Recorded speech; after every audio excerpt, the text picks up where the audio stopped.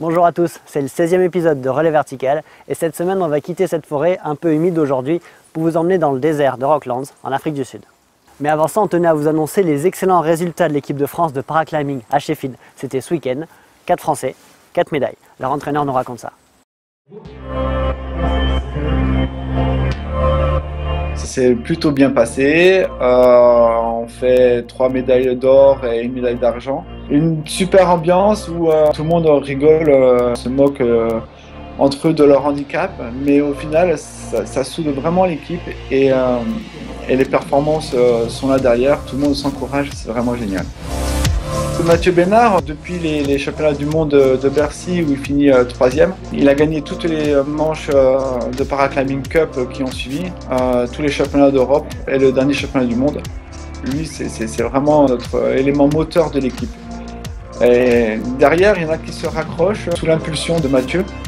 Tu as d'abord Oriane Moreno chez les déficientes physiques B1 qui est vraiment très sérieuse et qui fournit un bon travail. Il y avait Mathieu Barbe, fini 3e à Chamonix, pas trop en forme sur Cham, beaucoup plus présent sur Sheffield et en finale il réalise une belle prestation pour remporter cette compétition.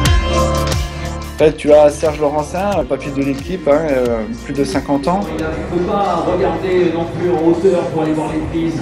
Un vrai guerrier, il faudra vraiment compter sur lui, je pense, l'année prochaine sur Bercy.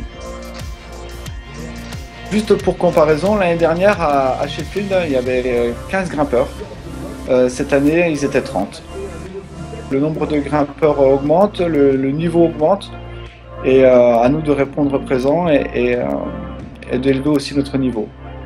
Le Paraclimbing Cup est en train de se développer. On met en place un nouveau règlement. Si adopté, on aura une Coupe du Monde qui se mettra en place, une vraie avec un titre décerné à la fin. Et surtout, mais effectivement, les championnats du monde à Bercy au mois de septembre. Pour vous situer le niveau, Urko Carmona qu'on vient de voir là en fin de sujet et qui grimpe avec une seule jambe, vient de réussir son 2e 8A+, en Espagne. Allez, on quitte la résine pour le grès de Rocklands. Alban Levier avait quelques jours de libre après la dernière étape de bloc à Munich.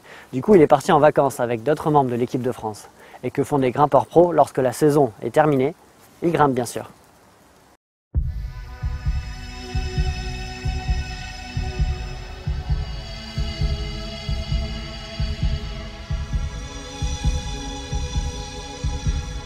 On est parti avec Guigui, Léon Mondet, Mélanie Sandoz, Léa, et ensuite on a rejoint plein de monde.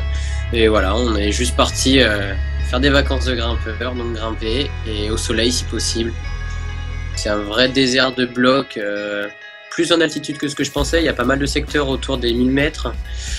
Et c'est juste super vaste. On a fait 21 jours de trip, je crois, sur place. Et en 21 jours, je pense qu'on a dû revenir quelques fois à des secteurs. Mais en général, on changeait tout le temps. Et les blocs sont assez hauts. Et vraiment, ça donne vraiment envie d'aller tout voir et tout essayer au lieu de se concentrer sur 2-3 blocs très très durs pendant 3 semaines.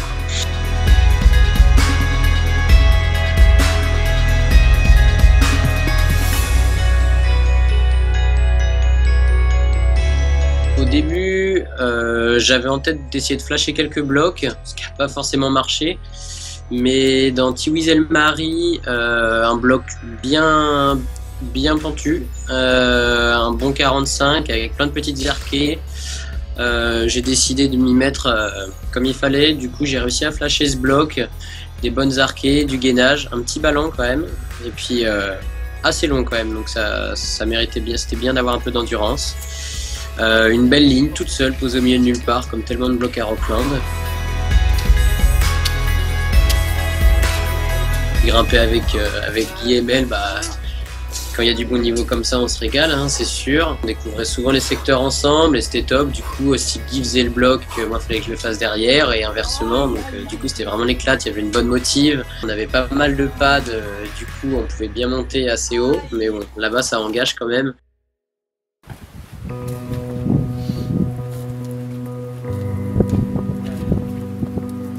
The Power of One, on l'a fait en fin de trip. C'est un 8B quand même vraiment classique, un dévers, un panneau majestueux et assez court par rapport à certains, des moves Des moves bien physiques, des prises pas trop mauvaises et à la fin une grosse compression avant de se jeter dans un énorme bac avec un joli caillou qui nous attend derrière à la réception. C'était vraiment sympa.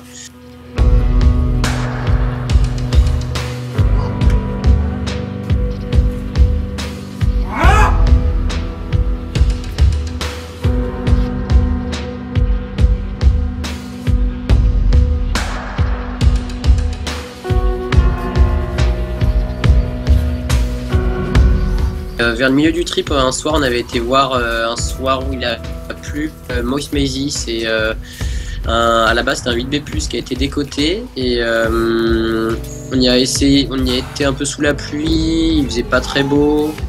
Donc du coup on a essayé ça pendant 1 heure. C'est une grosse remontée de contrepointe magnifique. On est revenu. Et là, ça a fait tout de suite. Faut juste pas se planter dans les méthodes, mais quand on est bien calé sur toutes les contrepointes, ça monte bien. C'est un rocher magnifique, encore un des verts avec que des plats pour le coup, pas de règles comme il y a d'habitude à Rockland. Des rampes et des rampes. C'était vraiment magnifique. Bah maintenant là, on réattaque la saison d'entraînement avant les compètes. Du coup, cette année, il y a pas mal de Coupes de France de bloc, donc on va essayer de participer à quelques-unes, et puis de faire au mieux, ensuite de reprendre sa sélection pour l'international, et puis avant tout ça, déjà essayer de faire des belles coches sur le caillou, là, quand il y aura la colle en tableau. Voilà, on arrive à la fin de l'émission. On se quitte avec un clin d'œil à la 10e édition des 24 heures du mur. C'était ce week-end, il y avait beaucoup de stars, mais la star numéro 1, c'était sans conteste, la boule. Le Belge. Oh, aïe, aïe, aïe. Oh, ça c'est dommage. Et de 1. Et de 2. Oh, aïe. Niño, de ti me enamoré y desde este momento en ti yo solo pensé. Crecía pensando en este día que tú conmigo vendrías a mi. C'est la débandade pour Stéphane Hansen. Oh yeah. Mami, amor para ti. Todo lo que yo tengo es amor para ti. Todo lo que yo tengo es amor para ti. Même pas mal.